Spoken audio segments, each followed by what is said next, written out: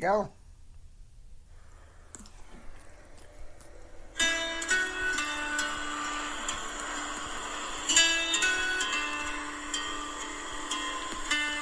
This is the J.R. Hendrick Texan Consort. Podcast is done in narrated format. Hang tight and enjoy. It's actually known as the J.R. Hendrick Texan Gentleman. The nickname of this podcast is called The Swainfield Barbecue. Welcome to the podcast where we learn first trigger warning, a migraine. You know, if you remember the last series in the fall, Christine had a migraine around that same time period. But here we go. I'm trying to... Here we go. And also, for those of you who are entrepreneurial minded, you've joined ACN. There is an event called Elevate that is taking place in Orlando, Florida. Your tickets, you can do it in person, which they kind of prefer, or virtually. Buy them while it's like it's hot. Okay, meanwhile, in the JR multiverse.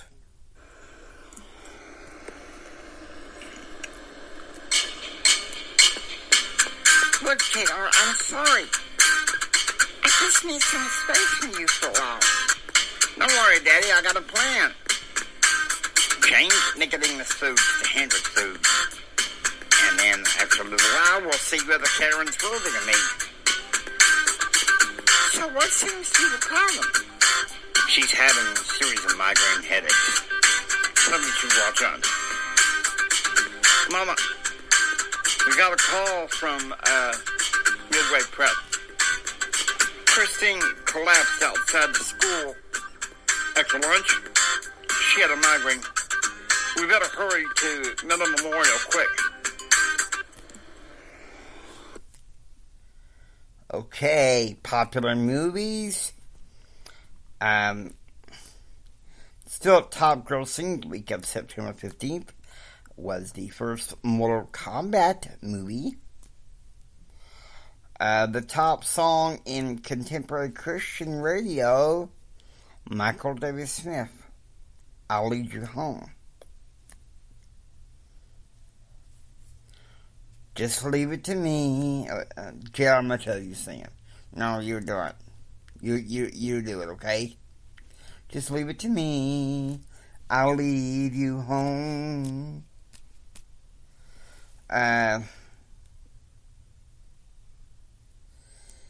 Unfortunately, the closest birthday was the next week.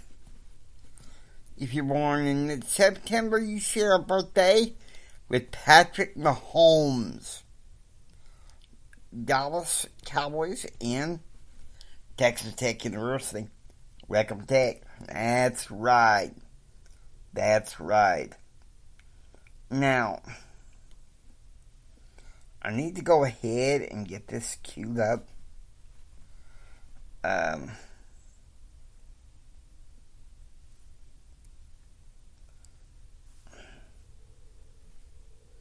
This is going to be interesting.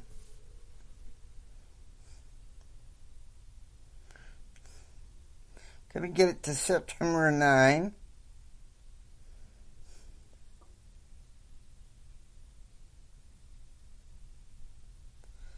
Here we go. Now, the scenes opens up.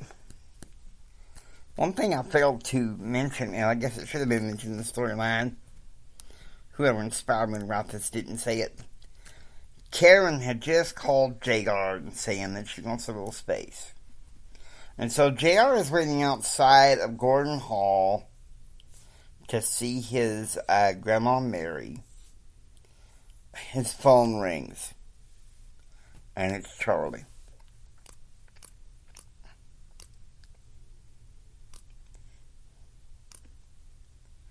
And JR's like, if you called the gloat, hang up the phone. JR growled, I called your mom. Nick Red said you ain't there. Damn, Charlie. I am waiting on my Hummer. What the hell do you want? I want you to take another chance. You were hot after Jennifer. Come on. You can do it again. Charlie. Charlie. Charlie. Jimmy, say with the Agony.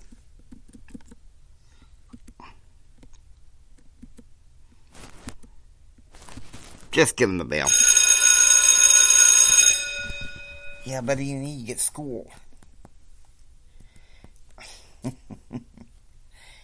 What he had wasn't love, it was obsession. So JR gets irritated.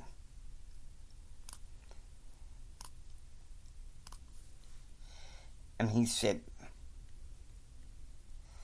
I don't want some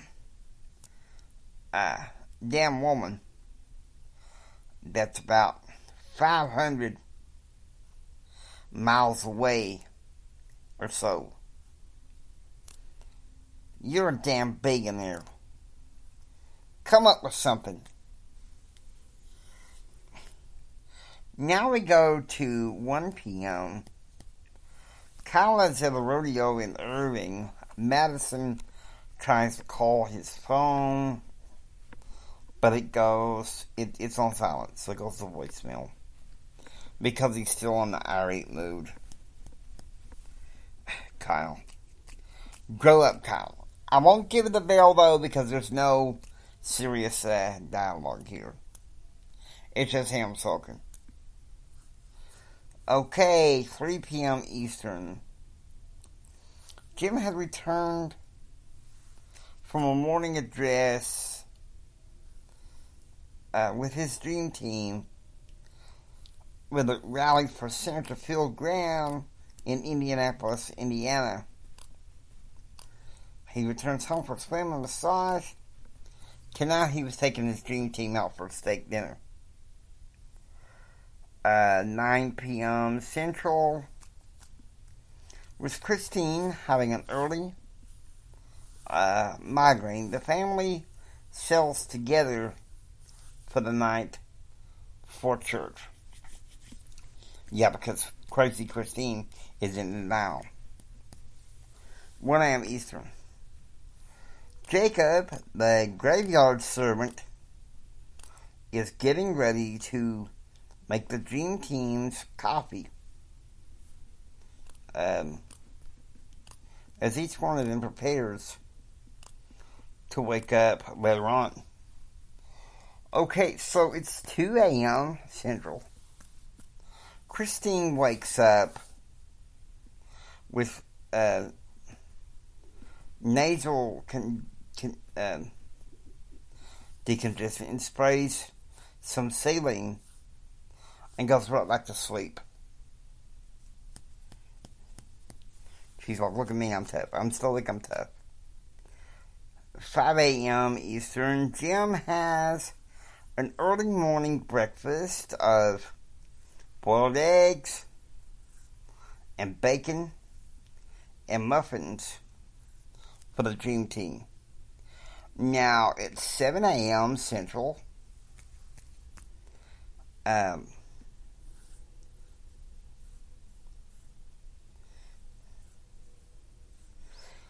JR is at the Holy Spirit Club, and he's having boiled eggs, bacon, and blueberry banana nut muffins sitting with Blank Clark. Now, it's 10:30 a.m. JR is in his Promise Keeper Sunday class, enjoying the class. One thing that the guys were praying about was the murder of stockbroker Randy Weaver, and the prayer against a KKK rally in Lubbock. That really was going on. Yes, it was. 1 p.m. Central. Back in his dorm, he's on the phone. JR's phone rings, and it's obvious it's Jim. And Jim's like, "Do you have a strategy, boy? What's up?" And JR, it's like, "Don't worry, Daddy, I have a plan. Change the name of Nicodemus Foods to Hendrick Foods. And then we'll see if Karen is worthy of me," JR said.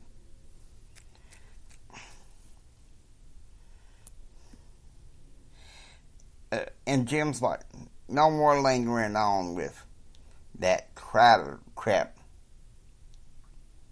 She cost you the debate last week. I can't have you catch no more loss." Okay, so it's 2 p.m. Eastern. No, Central. Christine is still insistent that she is able to go to school the next day.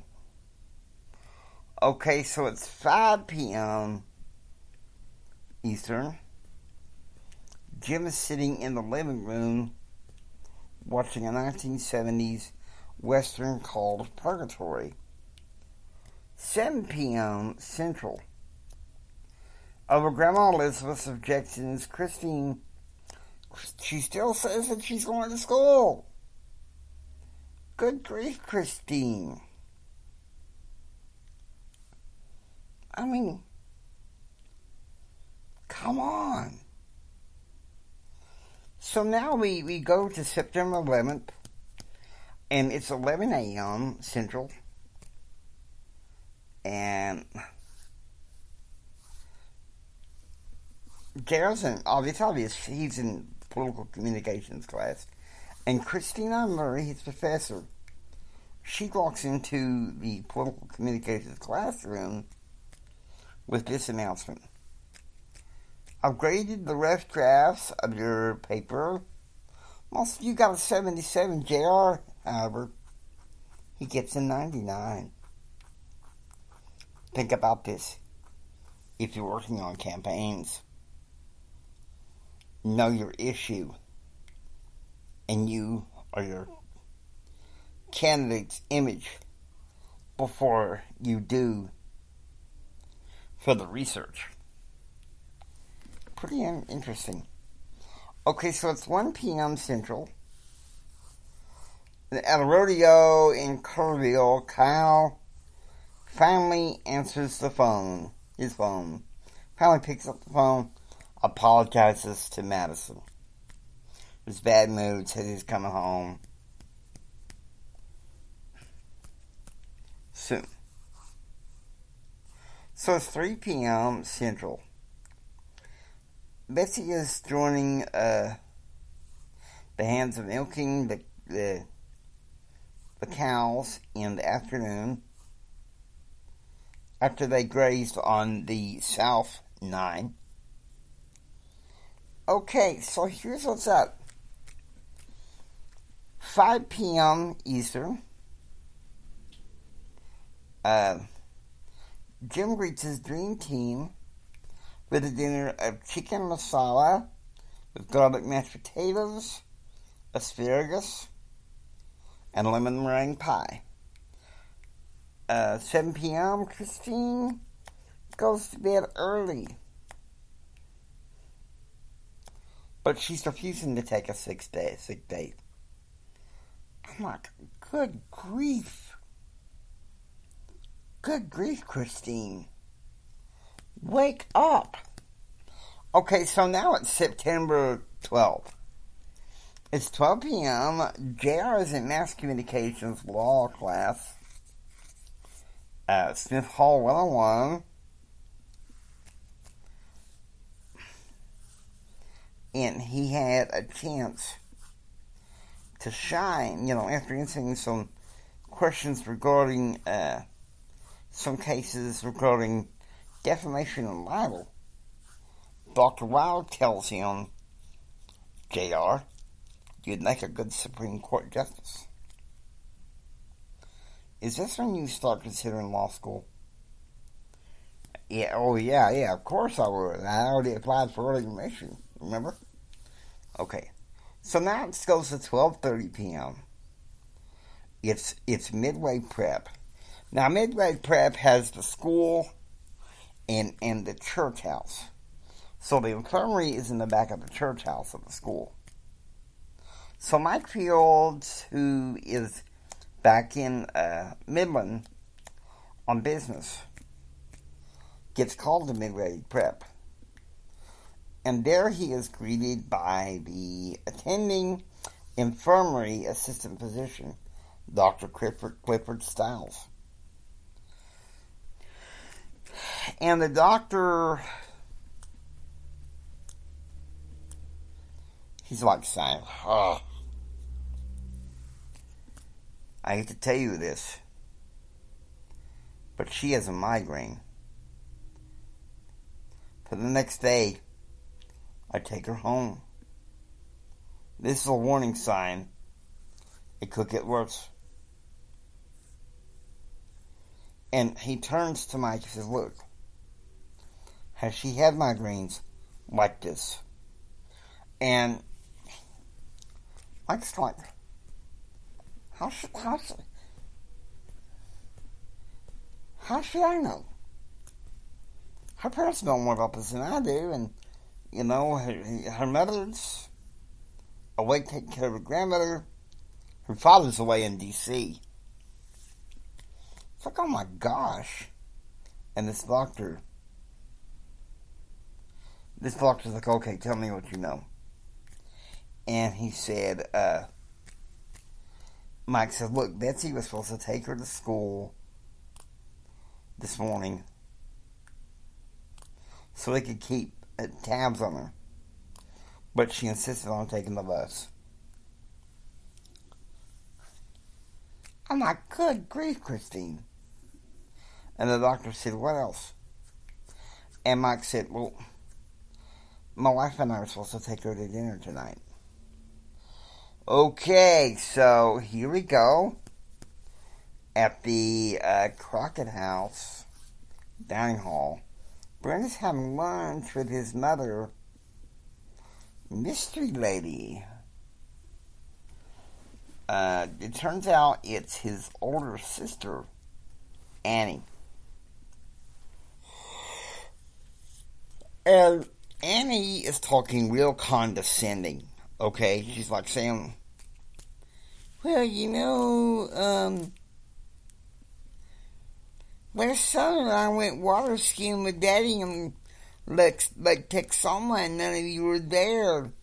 You weren't, Mama, especially you, Brent. And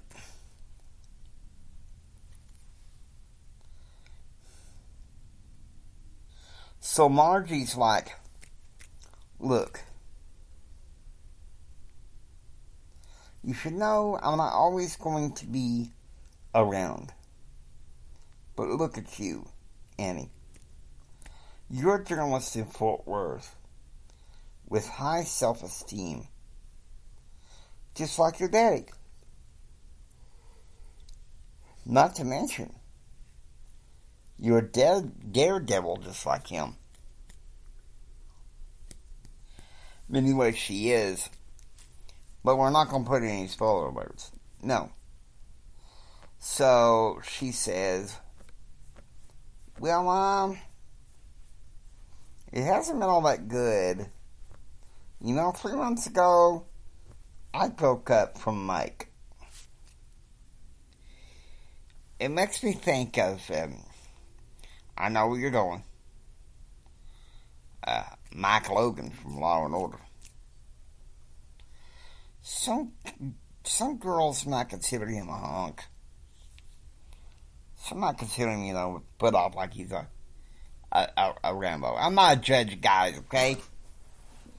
But it sounds like, to me, that Annie is cray-cray. You're going to see a little bit more about that.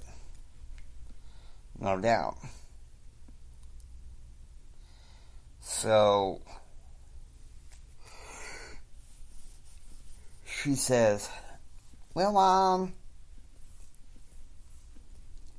but then she looks at Brent and she says, and Brent, your son brother, one of the journalists, when you're not even like our dad. You're not an adrenaline junkie like us. Come on. What the heck, Annie? So, of course, she devolves from becoming like her father. So it's 1 p.m. Central, and at the Center for Public Affairs, JR has Lucinda to look up press clippings about previous woes of the board of Nicodemus Foods in order to justify the name change. And Lucinda's kind of like, oh, Mr. Hendrick, look at you, all grown up. Your granddaddy must be proud of you. Now, JR, I don't know the background, where she came in.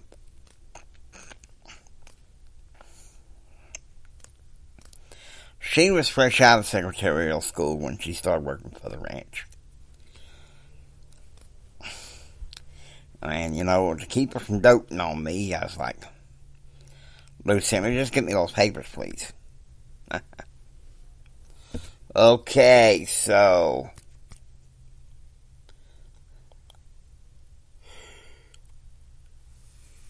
the next scene, it's 2 p.m. Central.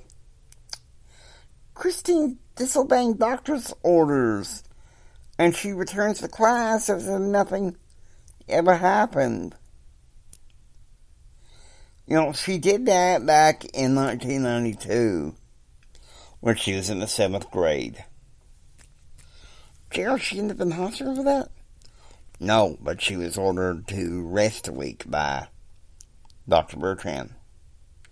Okay, so 3 p.m. Christine is in an art class, and she passes out again. But the phone rings and wakes her up, and it's Betsy. She's coming to pick her up. So now it's 6 p.m. Central. Connie, who's thinking of herself as JR's girlfriend, she's skipping a political analysis class. That's JR taking notes for her.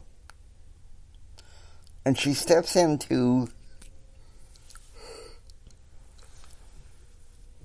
Buns over Texas to get something to eat, probably a burger. Her cell phone rings. It's her cousin Frank. And so Frank goes into this long sermon, hey cousin, Professor Mainwaring offered me an internship.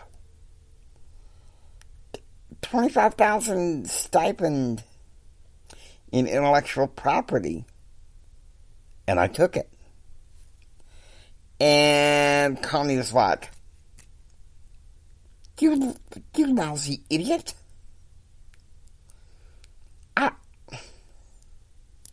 No wonder Uncle Lester said,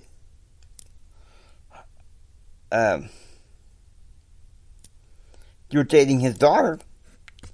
Okay, so they must be cousins by, Mama.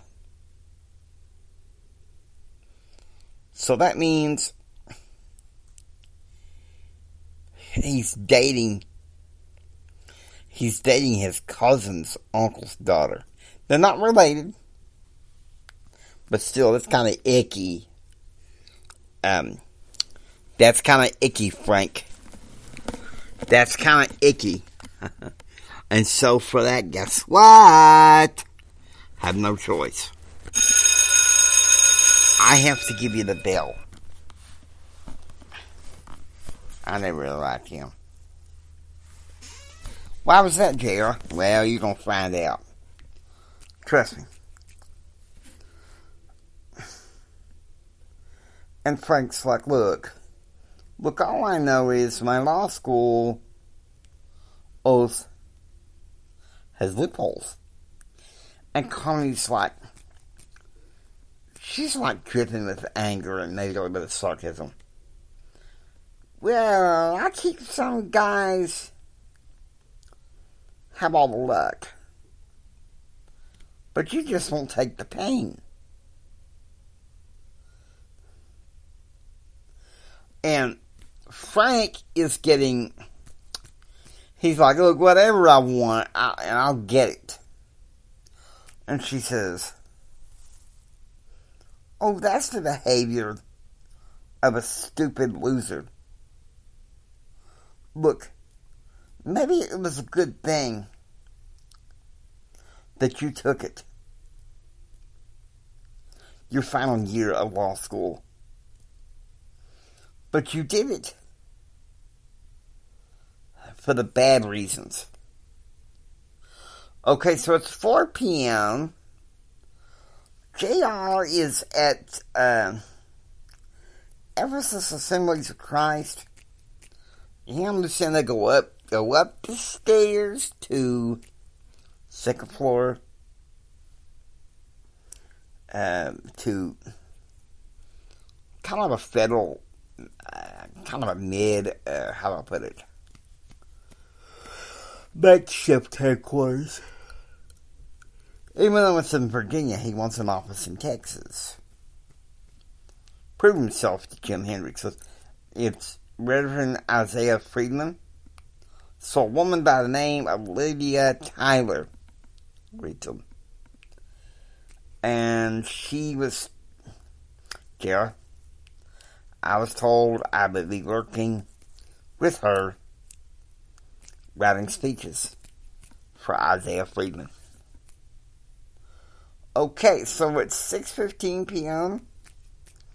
JR's introduction to political analysis class, where Dr. Kinghorn talks about democratization and minority rights, but he's doing a hypothetical deal, subjects like independent and dependent variables.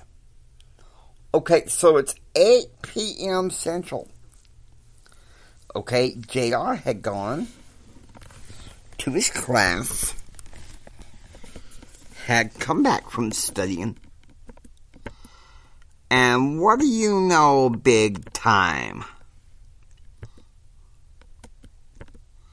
As you can see, there's a thunderstorm.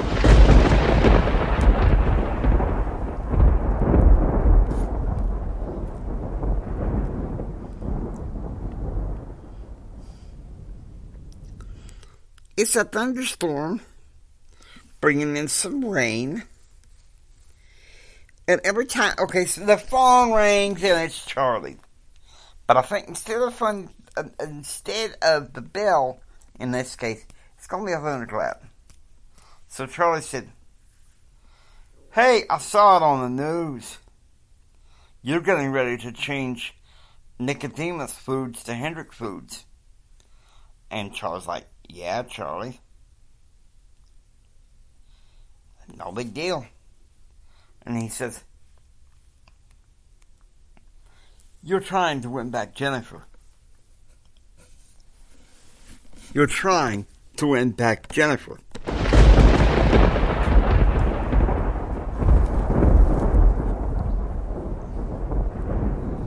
And I think at this point, JR is like, oh my God. We have to go through this again. And JR's like,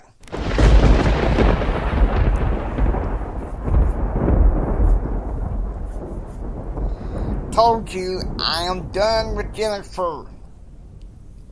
I want Karen. Dr. Kinghorn says it's unproductive to hold on to Jennifer.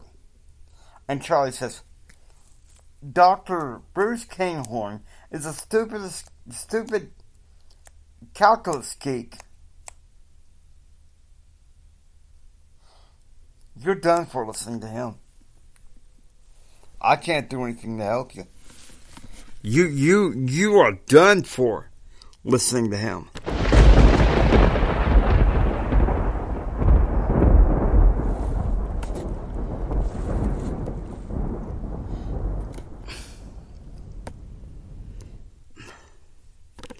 I mean, like, OMG.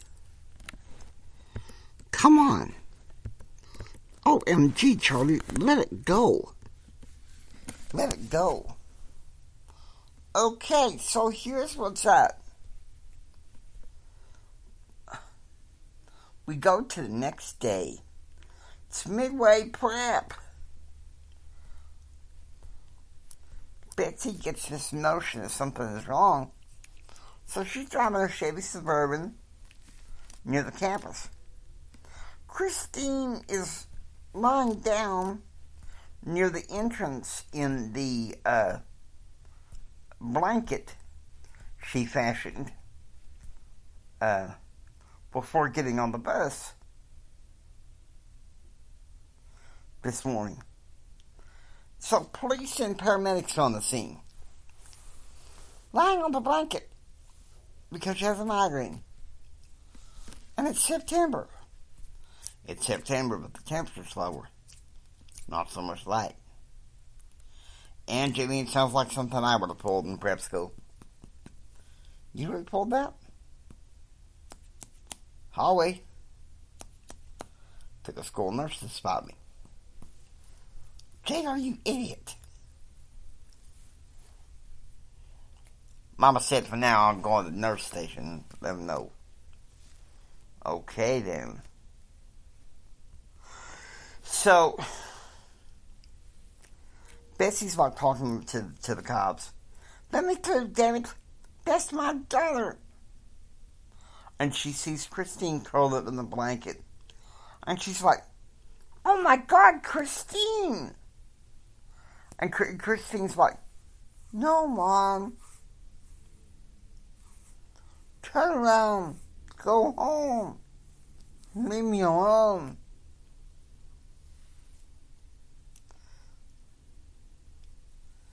We're going to get you to the hospital to check out this migraine. And so, the ambulance comes.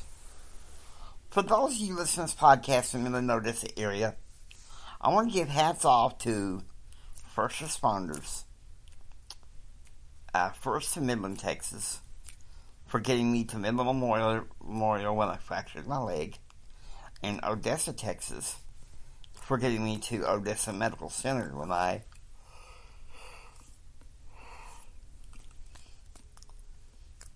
I collapsed and fractured my skull. So, there we go. Now, so the police are there, and then they kind of shoo Betsy away. They get her in the ambulance to take her to the hospital. So, once you think about that, okay, 2 hours later, Betsy's waiting. And she's in the kitchen.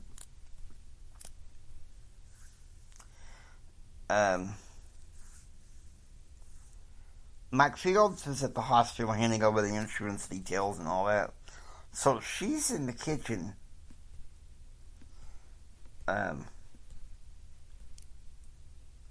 She's trying to take her mind off things.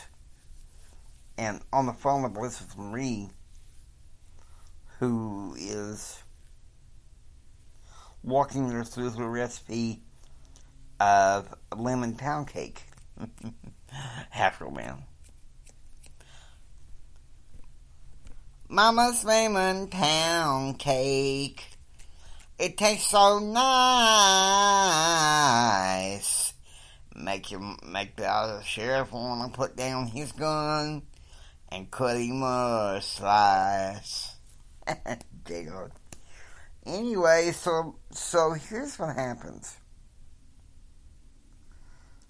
So the cake is filled with lemon juice and lemonade, lemon Kool-Aid frosting. And so Betsy's like, look, I'm sorry, Elizabeth Marie, but it'd be so much better off if you and Frank broke up for good. I misjudged him. I thought that Frank was a very nice young man. And Elizabeth Marie said, Aunt Betsy, I just think we need some time apart. That's it. And Betsy's like in denial. And Kyle rushes in to the kitchen. Okay, he just got home. Right then and there, he gets a call. He says, Mama, I got a call from the school. You should have told me Christine had a migraine. She's at Middle Memorial Hospital. And Betsy says, look, I'm sorry, Elizabeth Marie. I'm going to have to wait. I'll just talk to you till I get to Middle Memorial Hospital. So it's Middle Memorial Hospital, and it's night. Okay, and they walk in. Mike Fields is sitting up with Christine, who's asleep. And Dr. Bertrand, the family physician, had ordered a DHE 45 through IV along with sedatives so Christine can sleep.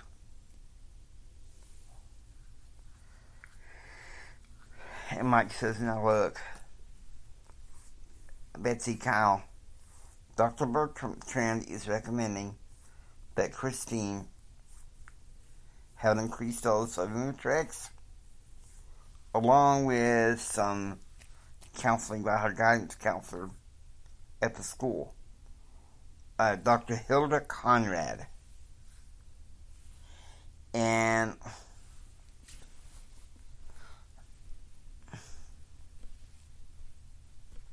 Jerry. No, it's ironic. Dr. Conrad and her family have been patients of Dr. Bertrand since 1986.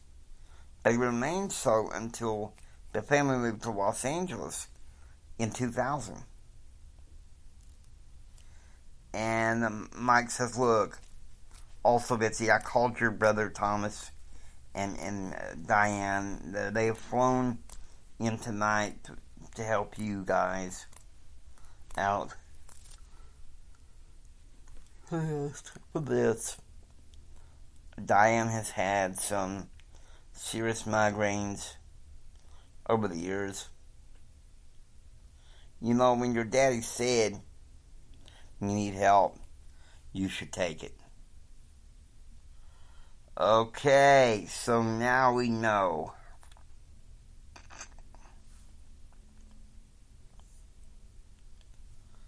So it's September 14th. It's 7 a.m. It's Springfield.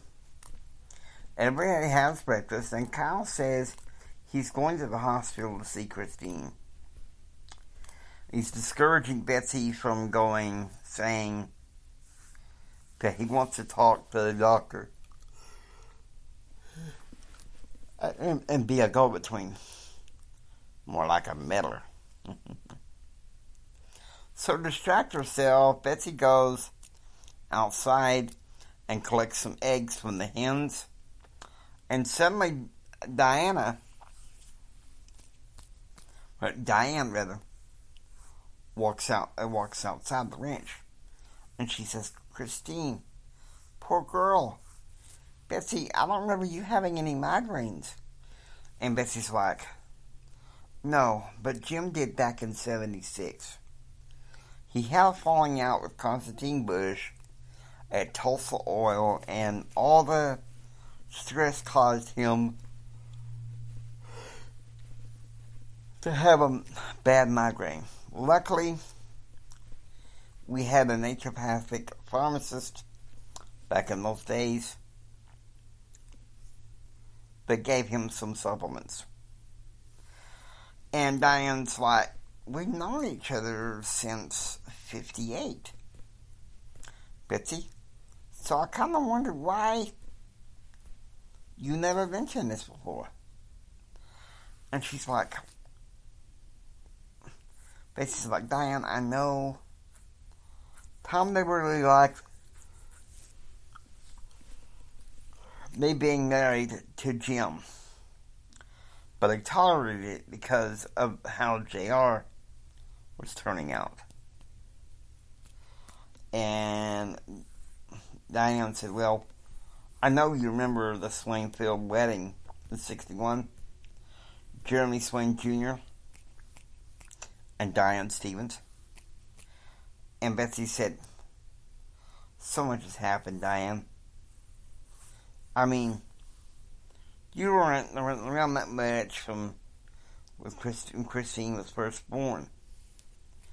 You guys didn't notice anything until almost a year later, Betsy said.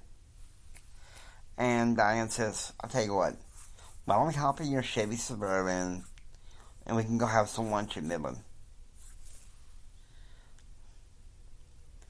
9 p.m. Okay, with Lucinda's help, JR presents his newly drafted memorandum on the character image of Reverend Isaiah Friedman,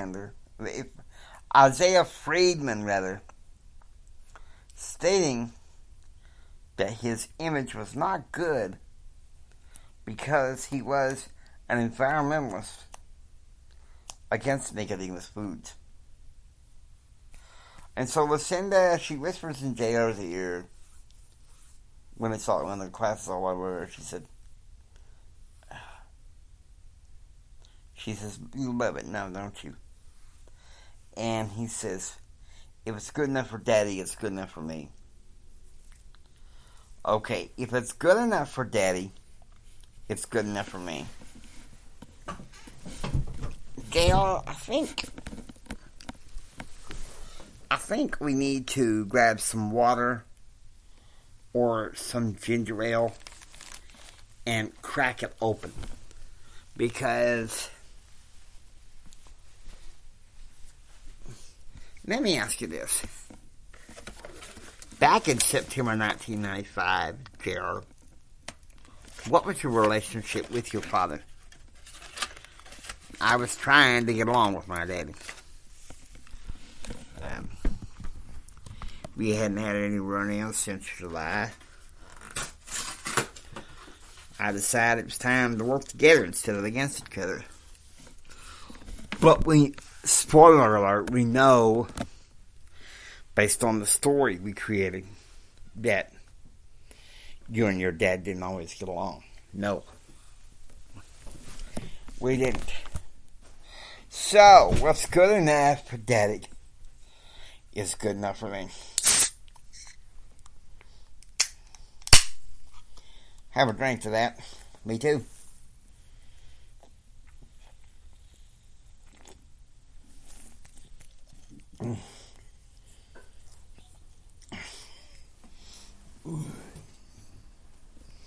It's too bad you didn't see your dad that much then.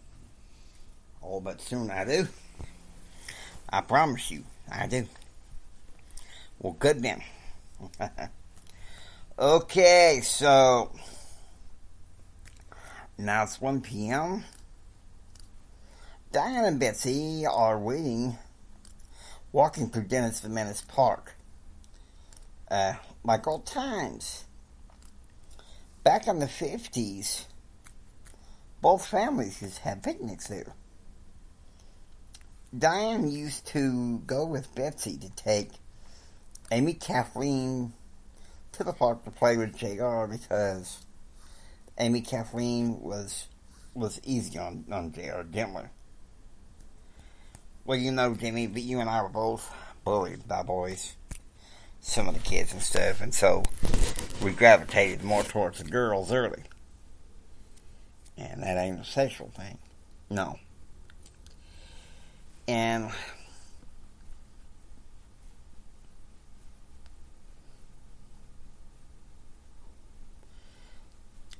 Diane's like, I should have kept more in touch. I'm really sorry.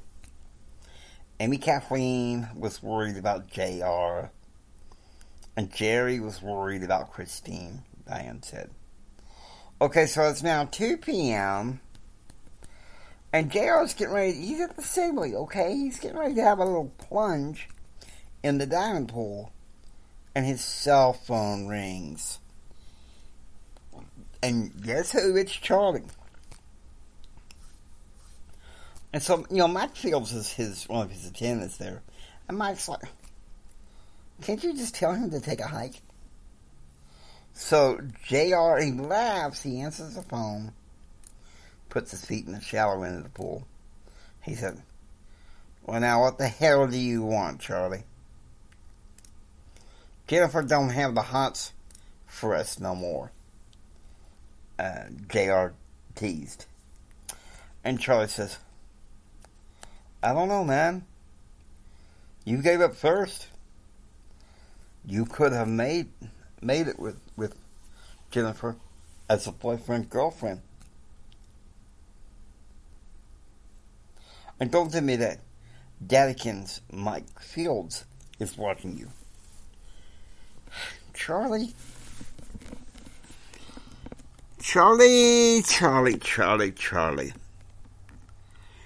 Time for the bell again, my friend.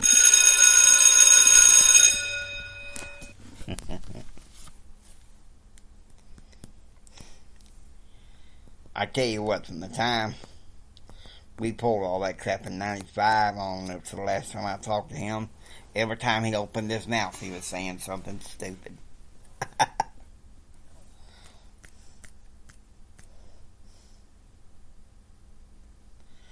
And so Mike Fields approached, he's like, hey, man, you got the contract to sign 24 hours. So that's cool. Mike Fields kind of a diversion. Now, it's 2:30 p.m. at the Miller Memorial. Dr. Conrad is,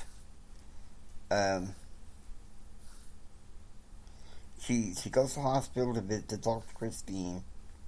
And she recommends for a few weeks for Christine to be educated and looked after by nurses and tutors until she's well enough to return to school. And Christine goes through like real black angry. She's like, this never would have happened had not Daddy uprooted me from Texas last summer, only to have to return and face more stress and another prep school this year, Christine complains.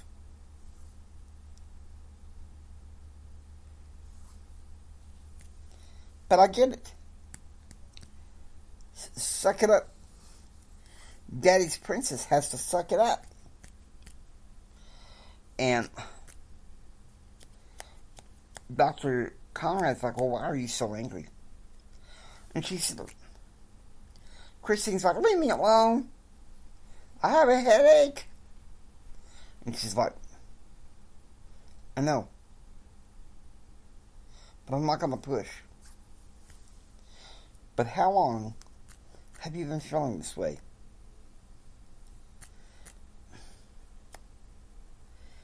And Christine, is kind of angry and sad. It's like, 8 years old. What's a cheerleader? But Daddy was away, chasing politics and power. And Mama was hovering over JR like it was nothing. And Dr. Conrad says, obviously, we have a lot of work on our hands. And since your father enrolled you in Midway Prep, I'll contact him to set up the paperwork. And Christine says, look, Doc, don't bother. I don't like talking about these feelings. And Daddy says, don't talk about it.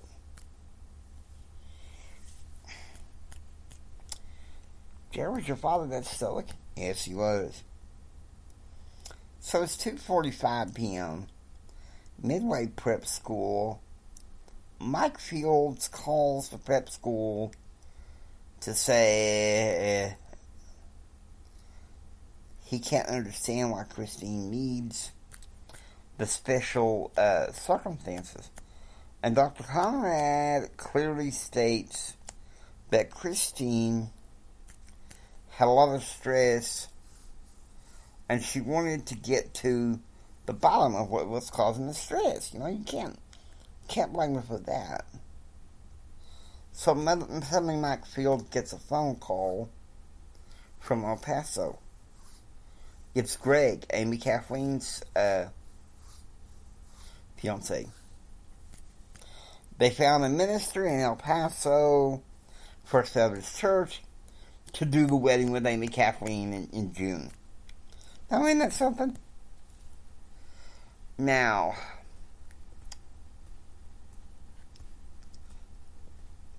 Dr. Conrad says, Mr. Fields, you need to try to understand something. She can return home when they feel like she's ready. But in the meantime, since she collapsed at school, we think after the doctor released her, she should go to the Midway Infirmary where she can be looked after and prayed over.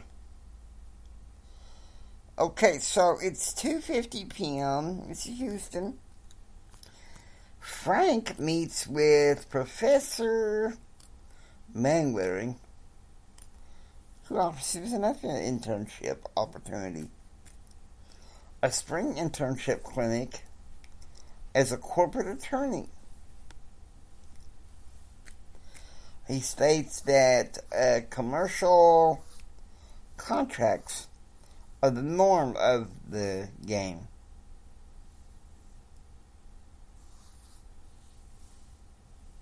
So Frank is singing like a canary. He's very interested in this, possibly, but of course for the wrong reasons. Not to mention, he can do legal research for the company, which is a healthcare insurance company.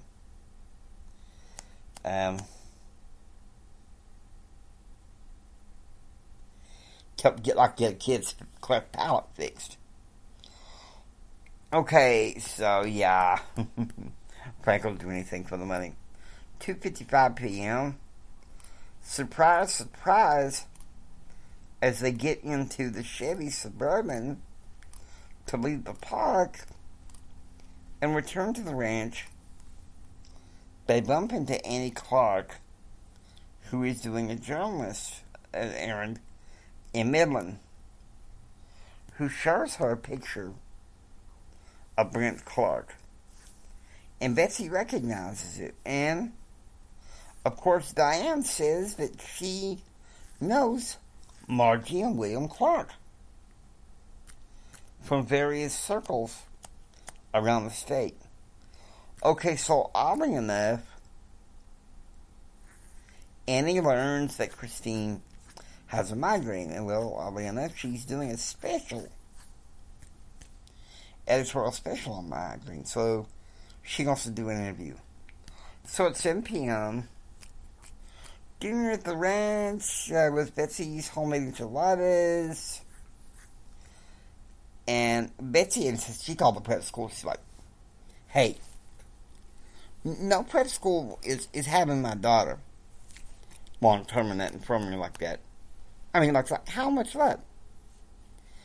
It's kind of like the band, the Carlisles.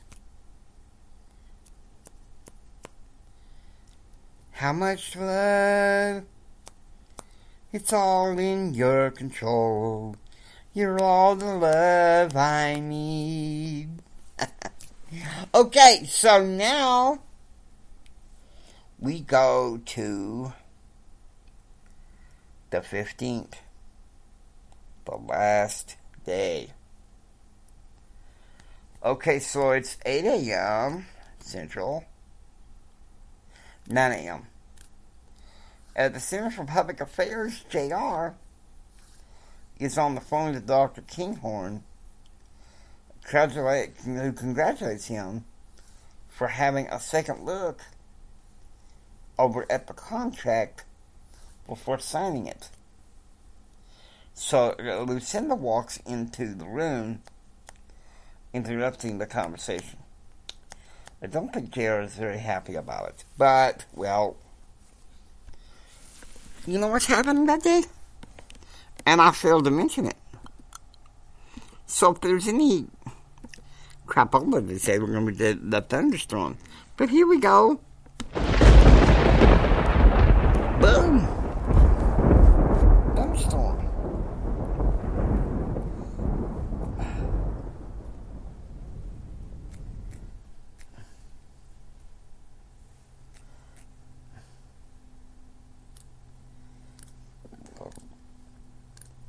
At 11 a.m.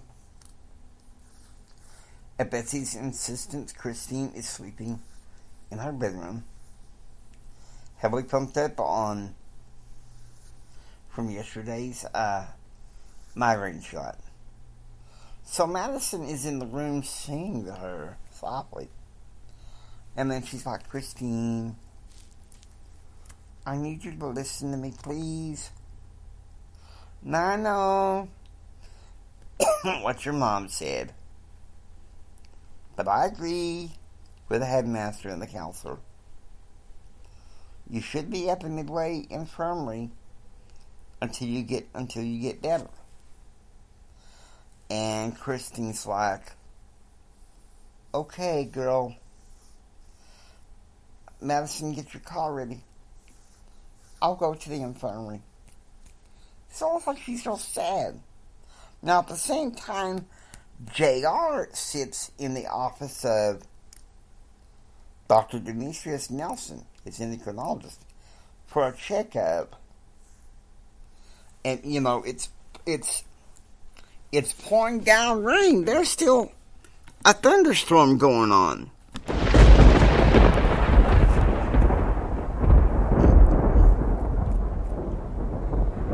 Well, I see that you've done well based on this lab result 2 days ago. Your cholesterol is way down. Your weight is excellent. Your hormone levels are good. One thing I recommend besides the usual testosterone shots instead, I'm going to recommend a different type of injection. Dolphin testosterone. And don't worry, it's been beta tested. It's good. We are way past the cadaver stage. These are extracted from the ones that are dying. Oof. It's not much. So with JR having received his first dolphin testosterone injection, he walks out and receives a phone call. It's Avery Covington. The contract was signed and changed the name to Nicodemus Foods, and stocks would be on the trading floor soon. Okay, so it's, from what I see, it's 11:30 a.m. So Christine is lying in her bed at the infirmary, and she's been studying, but then she gets an envelope from one of the nurses with a picture. A young society lady with some Gen X stud who obviously was very rich. Well, Christine didn't know that it was Jennifer Bowers and her fiancé. Plot. 1 p.m. Central. So Claude is having lunch with Sarge at a club in Fort Worth, talking about the love deal and some of the visual developments of some townhouses in Amarillo. Now, at the same time, Christine's lying in the infirmary and her cell phone rings. And, one of the man's talking to her. He says, well, I'm Jennifer Bowers' fiancé. If you want to know more,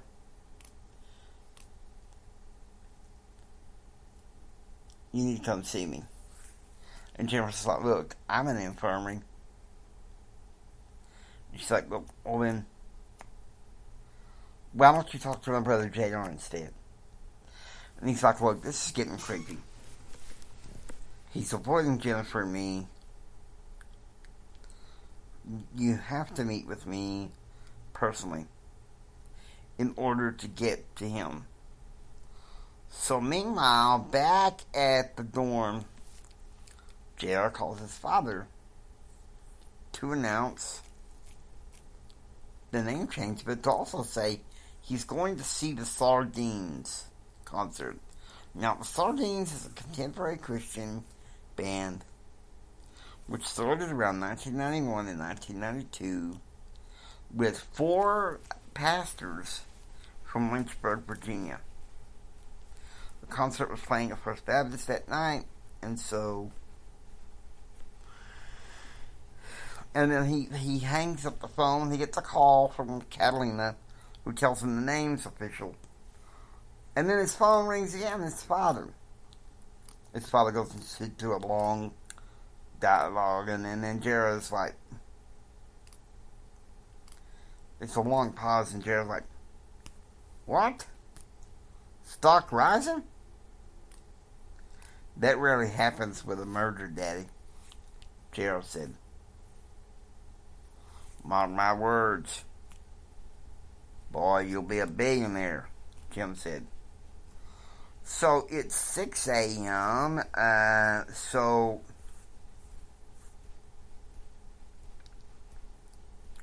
Connie had purchased tickets for her and JR, so they sit in front, and there's some Christian instrument music being played while they're waiting. So it's 7 p.m. and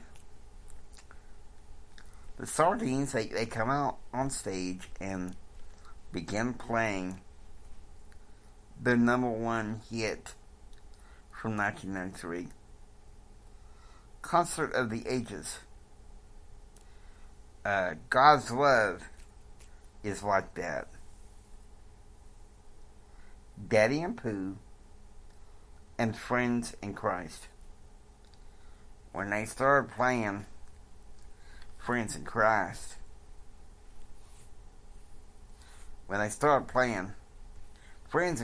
and No Tears in Heaven, I started crying because I knew somehow my grandma was dying. So it's 8:30 p.m. The band went into a short intermission, and the lead singer, Paul McCarthy, the Baptist minister from Lynchburg, the one who founded, he walks over towards JR. He says, looks like you're having a good time, son. And he says, my name is Paul McCarthy. And Gerald's like, J.R. Hendrick. And he taps him on the shoulder saying, God bless you, son. So it's 9:30, and they announced that so a lot of the students that are watching the concert are going to go have an ice cream. Connie knows that JR's not in the mood for that. Doesn't like ice cream. She's like, come on, JR. Let's get in my car and go to Texas Pizza and have some pizza and some cinnamon cake. And JR's like, other than the music from the concert, that's the best thing I heard all evening. Come on.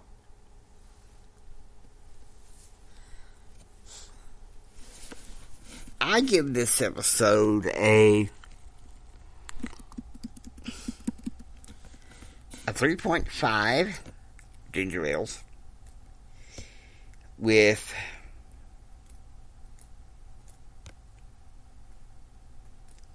a thunderstorm. JR, I give it a 3.5 ginger ales with thunderstorm and a conversation with Daddy. Thank you guys. We'll see you next week. Hope you enjoyed listening to the J.R. Hendrick Texan Gentleman. If you like what you hear, please subscribe to become a part of the adventure. This is the James Hendrick Empowerment Network saying until next time, get ready for the rest of the story. It gets more interesting from here.